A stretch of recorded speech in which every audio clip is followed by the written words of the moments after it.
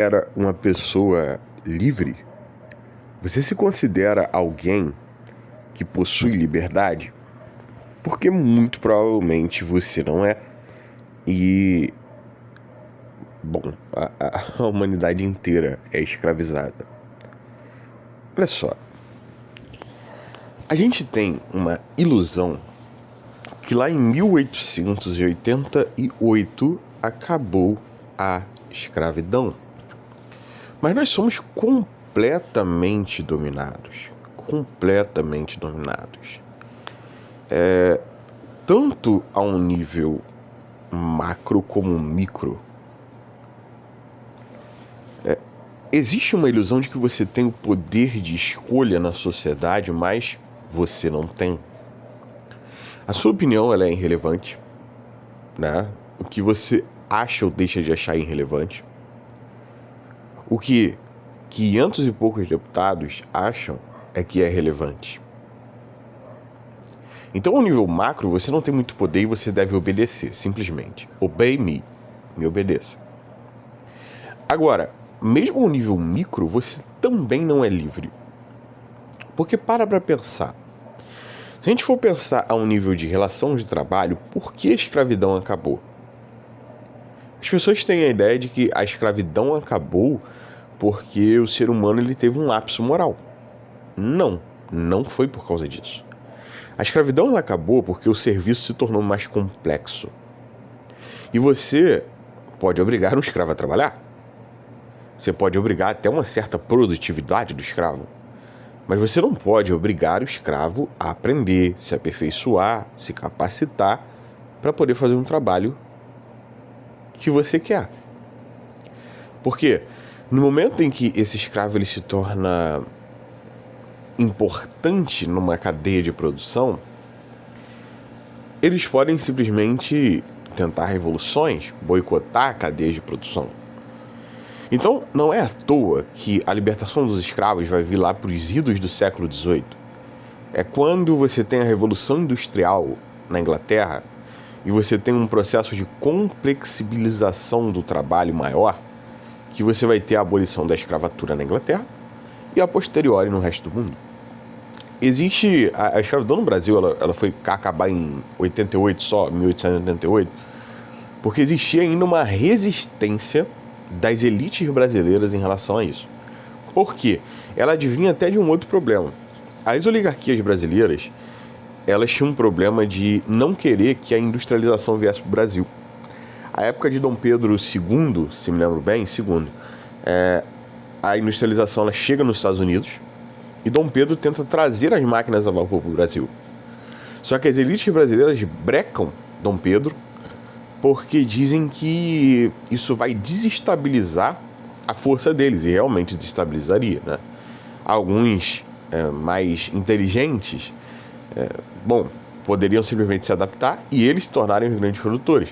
Mas uma vez que você traz a industrialização, você vai trazer também opositores, você vai trazer ascensão, você vai trazer uma burguesia, tanto exterior como interior, para poder começar a fazer o trabalho. E você vai começar a ter competição, e o seu poderio, o seu coronelato, o seu poderio político vai acabar diminuindo. E eles optaram por manter o seu próprio poder e não trazer a industrialização. Por isso a escravidão se manteve no Brasil por tanto tempo, porque ela se manteve útil. A escravidão ela vai acabar mesmo porque a princesa Isabel ela bota peito. E basicamente a monarquia acaba porque a princesa Isabel acaba com a escravidão.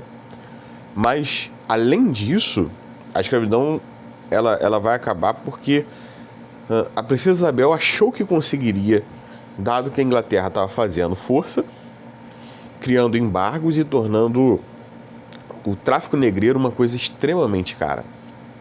Mas ainda assim, quando eles acabaram com a escravidão no Brasil, eles acabaram e, posteriori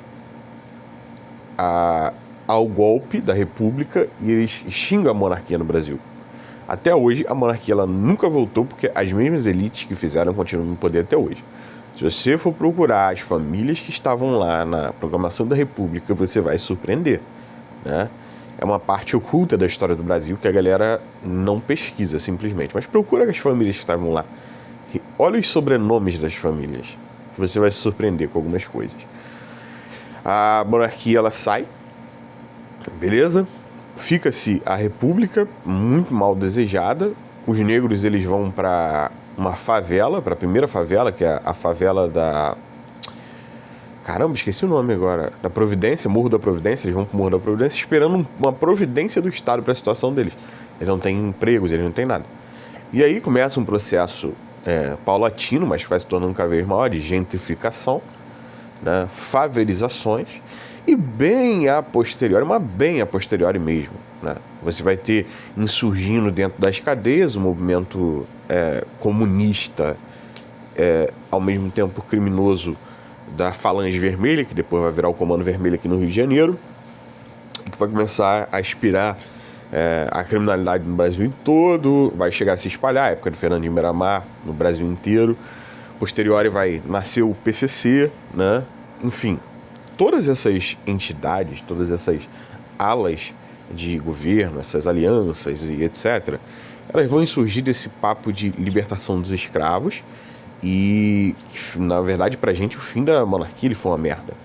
Mas todas as nossas bases políticas atuais, elas estão na libertação dos escravos. O que foi um ato humanitário, nossa, incrível, mas que não foi feito por humanitarismo. A galera eleva os proclamadores como pessoas que eram, nossa, humanitários perfeitos, mas eles não eram. Eles eram simplesmente pessoas que não queriam mais o trabalho escravo, queriam se livrar dos escravos e queriam uma mão de obra mais especializada, deixando os escravos morrerem de fome. Tanto que os deixaram, né? Tanto que os deixaram. Esse processo de gentrificação de pessoas negras, ele não acontece só no Brasil. Acontece no mundo inteiro.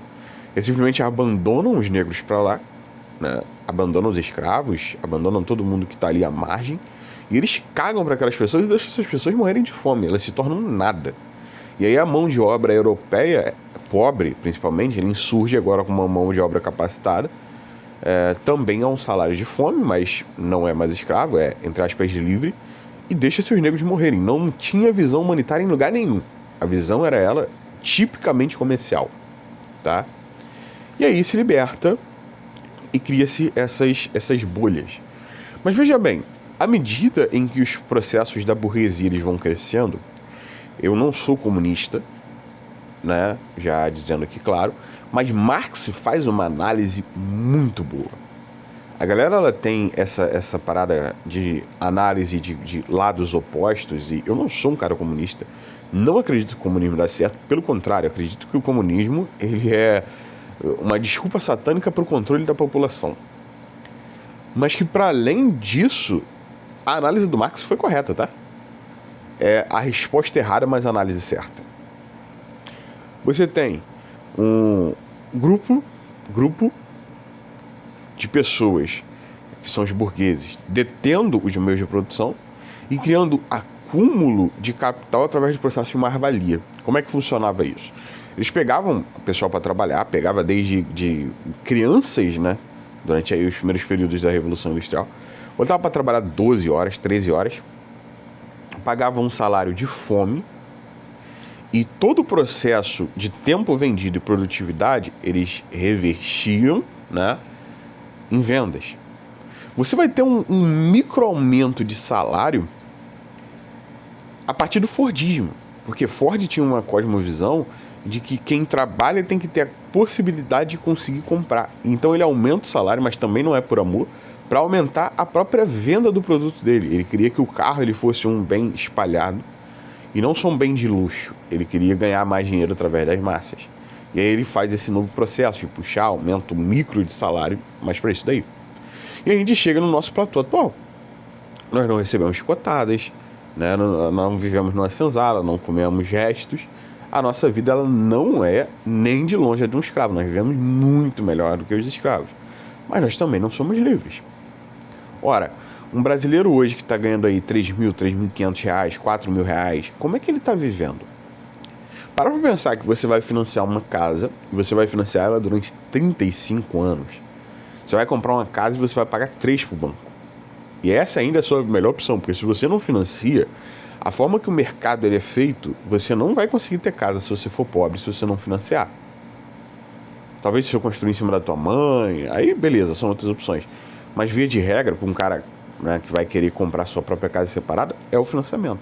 Você vai comprar um e vai pagar 3, 4 pro banco. Tá? Você vai ter carro. A cada 4 anos, vamos dizer, você vai querer trocar de carro, você vai pagar eternamente financiamento, comprando um carro e vendendo por 2.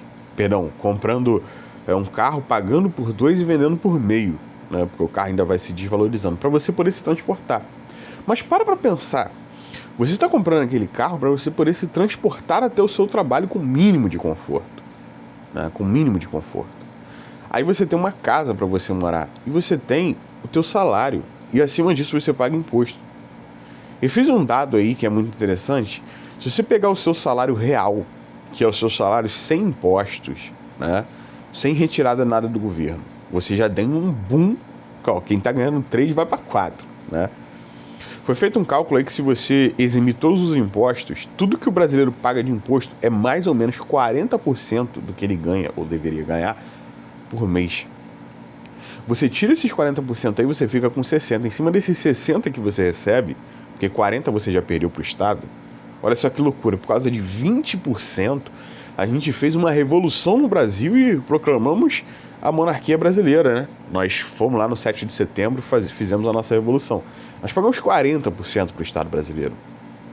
Dos 60% que fica, você vai ainda gastar 30% só em moradia e 30% em comida. Olha que loucura, gente. Isso é um absurdo você parar pra pensar. Então, se a gente colocar ao nível de 100% do salário, você gasta 40% com o governo, 18% com moradia, 18% com comida, 18% com transporte, e você fica apenas com 6% do seu salário para você. E nem é para você guardar, porque você só comprou comida, Você ainda vai ter outros meios de subsistência, você vai ter que pagar pela tua internet, vai comprar um celular, vai comprar roupas para se vestir. Então a grande realidade é que o pobre e o classe média no Brasil, ele vai simplesmente trabalhar para poder subsistir. E muitas vezes ele vai ter dinheiro para poder trabalhar. Olha que loucura. Olha que loucura. Não tem como você dizer que um cara desse ele é livre. Por quê? Porque todo o conceito de liberdade financeira, de administração de dinheiro, é que você só é remunerado por aquilo que sobra. E esse é um conceito que eu demorei muito para entender quando eu estava lendo O Homem Mais Rico da Babilônia, que ele fala: o seu salário não é o que você ganha, é o que você é capaz de guardar, é o que você é capaz de investir, é o que você é capaz de sobrar. Tá? Eu demorei muito para entender esse conceito, mas quando eu entendi foi libertador. Não importa se você ganha 10 mil, se te sobra 1.000, você só ganha 1.000. Porque o resto vai para tua casa, vai para teu carro, vai para tua comida. Ah, mas tá indo para mim também. Sim, tá indo para você existir. Você tá gastando dinheiro para ficar vivo, tá? Agora, quando você tira esse padrão de ficar vivo, quanto sobra para você? Você trabalha pelo que sobra. E aí é a grande realidade dos brasileiros, mas também dos americanos, dos europeus, isso está no mundo todo. As elites, elas usam o processo de mais-valia no mundo inteiro para manter uma coisa certa: você não ganha nada, o seu trabalho ele é de graça. É muito diferente da vida de um grande proprietário, de um grande detentor de meio de produção. Porque ele vai trabalhar, digamos que ele queira, porque o detentor de meio de produção ele não é obrigado nem a ir trabalhar. O trabalho externo ele é capaz de gerar o próprio trabalho para ele. Mas vamos dizer que ele vá trabalhar. Ele trabalha e ele ganha um montante de dinheiro tão grande que ele é capaz de eximir-se todos os custos de produção, todos os custos de existência que ele tem. A existência dele é luxurial, é uma existência através de luxo, beleza? E ainda assim lhe sobra dinheiro em grande quantidade todos os meses. Ele trabalha pelaquilo que o sobra. As classes dominadas, elas são escravas. E aí vem a questão: por que não é ensinado uma administração de recursos dentro das escolas, por exemplo? Porque não é inteligente. Porque os objetivos das classes dominantes é manter você escravo. Por quê? Porque eles querem lucro. E o lucro vem através da sua escravidão. Beleza? O lucro vem através da sua escravidão. Olha só que loucura. Você não pode ter o anseio de administrar o seu dinheiro bem. De sobrar dinheiro para você e você começar a fazer um processo de acúmulo de capital. E realmente se tornar agora um trabalhador. Não estou falando nem de um proletário, um trabalhador. Deixar de ser um escravo e começar a ganhar algum dinheiro pelo seu trabalho. Porque, olha, se você for olhar como é que eu posso dizer? Se você for olhar assim de maneira espaçada, o escravo, ele não recebia, obviamente, salário nenhum. A única coisa que ele recebia era um lugar para dormir, comida para comer, transporte ao seu trabalho, né? Roupas para vestir, era o que ele recebia. E aí hoje você é livre, entre aspas, mas você gasta todo o seu salário em comida para comer, lugar para morar, transporte, roupas, tudo de muito mais qualidade, obviamente. Mas ainda assim, é o mesmo gasto, cara. E não lhe sobra nada. Não é ensinado para você nenhum nível de administração financeira. Pelo contrário, é ensinado a você luxuriar. Porque o luxo, ele é uma coisa extremamente rentável. Mais do que luxo. É ensinado para você uma busca de prazer eterno.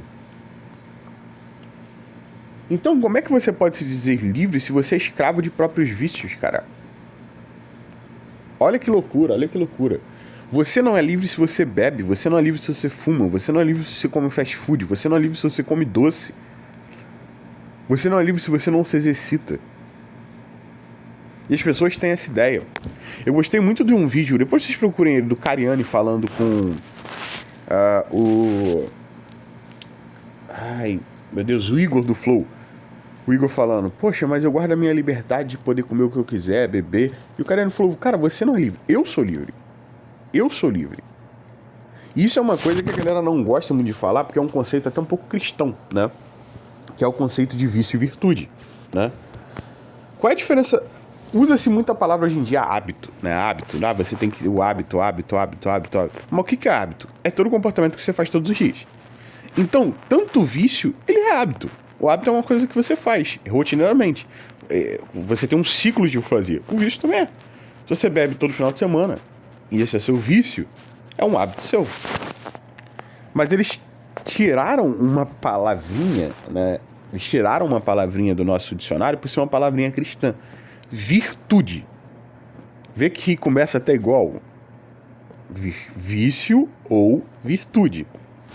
Virtude é todo hábito que você tem que é engrandecedor e libertador. Só que a virtude, ela advém de uma moral libertadora. Então, beber é vício. Se embriagar, se anestesiar, é vício. Assistir Netflix, vício. Ir ao cinema, vício. São vícios. Um cara que vive se anestesiando através de música, filmes, jogos, aí vive se anestesiando através de maconha, cocaína, heroína, cerveja, vinho, long necks, uísque, cigarro, vive se anestesiando através de charutos, vive se anestesiando através de codependências químicas, psicológicas, distrações. Você está se anestesiando. Você está se anestesiando por causa de quê, cara? Porque lhe é ensinado a uma busca eterna de prazer.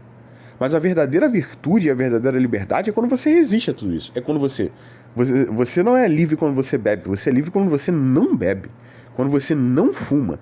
Quando você não usa drogas. Quando você não se distrai. Quando você não é preso a músicas, filmes, jogos para poder anestesiar a sua própria vida. Aí você é livre, aí você tem virtude. Só que a palavra virtude, ela antecede a uma moral cristã que as pessoas não querem colocar na sociedade. Mas essa é a verdadeira liberdade. É a liberdade de resistir ao prazer desenfreado em busca de encontrar o seu próprio caminho. Por quê? Porque você vai viver já com um salário baixo, onde você vai pagar só pela sua subsistência. O pouco de dinheiro que lhe resta, as elites querem tomar para você vendendo prazer. Seja esse prazer uma carreira de cocaína, seja esse prazer pagar R$40 na Netflix. E aí quando você começa a desenvolver a virtude, que é algo cristão, e começa a se libertar dos vícios, você começa a ter dinheiro sobrando e você começa a se tornar livre. É inerente. Então eles te escravizam através da subsistência e através da busca do prazer. Eles não, desculpe, eles simplesmente aproveitam-se disso para te escravizar. Você se torna escravo, você se escraviza. Mas quando você começa a criar virtudes ao invés de vícios, você começa a ter recursos sobrando.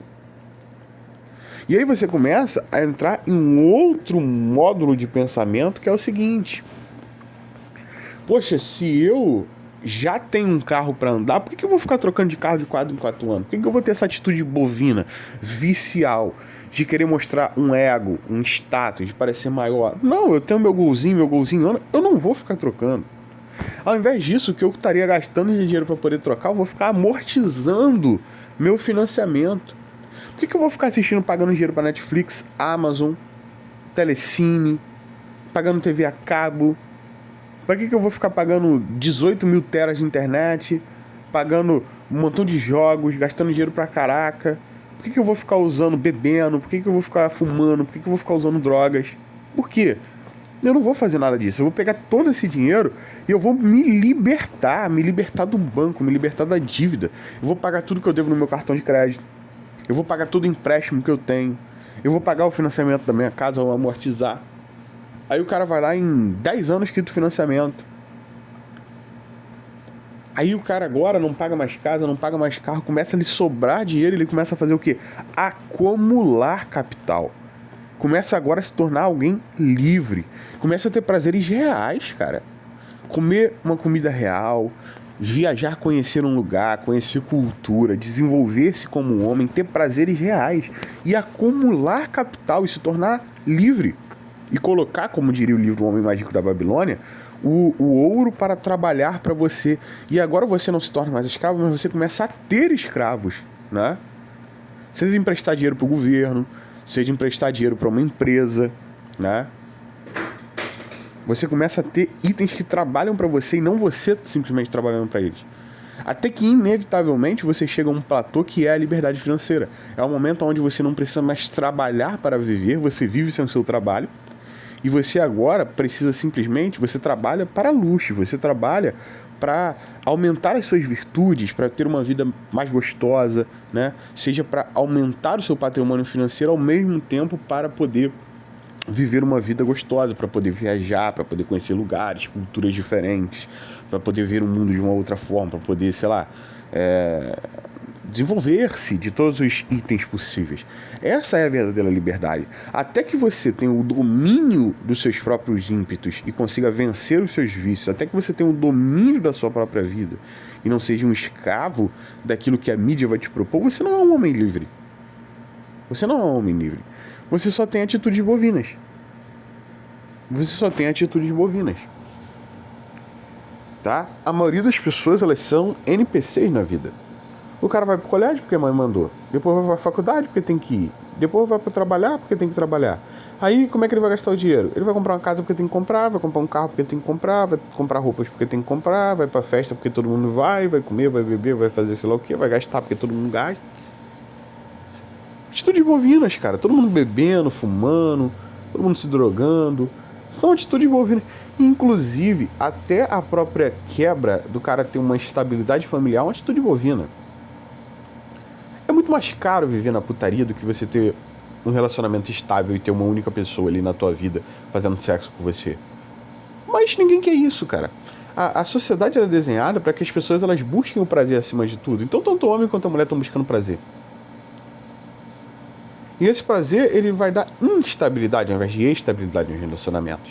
E essa instabilidade, ela existe não à toa. Ela existe para você não ter estabilidade mesmo, para você ter que gastar, para você ter que viver em vícios, para você ter que comprar sexo. Porque, lembra, toda vez que você está pagando, alguém está recebendo, alguém está lucrando. E o lucro é a melhor coisa. Todo mundo quer que você coma junk food, ninguém quer que você tenha uma esposa em casa cozinhando para você. Eu não tô falando que você tem que ter ou deixar de ter. Eu não tô fazendo defesa de nada. Eu só tô mostrando pra você que a sociedade é feita para que as pessoas elas busquem o hedonismo, porque o hedonismo dá lucro. Vocês não têm noção de quanto o hedonismo dá lucro. Eu vou depois gravar um vídeo só sobre isso. As pessoas, elas vivem simplesmente pela sua própria subsistência. Você não é livre. Você só é livre quando você consegue dominar a si mesmo. Espero que isso te faça refletir um pouco.